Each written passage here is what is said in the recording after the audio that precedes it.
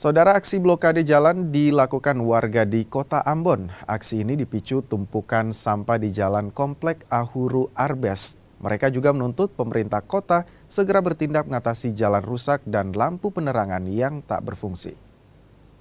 Dan ini adalah kali kedua kami turun ke sini untuk Sampah menumpuk di sepanjang jalan Dr. Wem Tahu Peoriori hingga warga blokade jalan di kawasan Ahuru Arbes.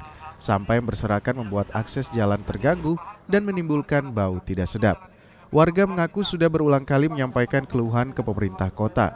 Aksi serupa juga pernah dilakukan tahun lalu, namun belum ada perubahan meski sudah disepakati bersama Pemkot membangun pos pengawasan di kawasan tersebut. Mengharapkan dari Pak Wali Kota, Ibu Wakil Wali Kota untuk bagaimana membantu kami dalam hal menyelesaikan persoalan sampah ini.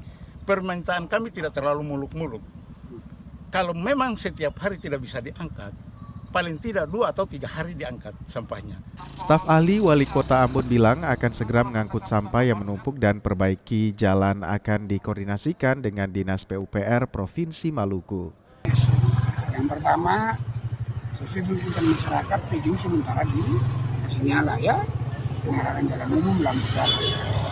Yang kedua bahwa terkait dengan pengangkutan sampah ini harus diangkut mulai hari ini. Karena memang ini tidak bisa manual, harus pakai SAP. Kalau manual ini agak lama ya. Yang ketiga terkait dengan jalan, ini statusnya adalah jalan provinsi. Nah, Dinas PU Kota cuma lintas koordinasi dengan Dinas PU Provinsi. Warga berharap ada tindakan konkret dan efektif agar lingkungan menjadi lebih aman, sehat, dan nyaman.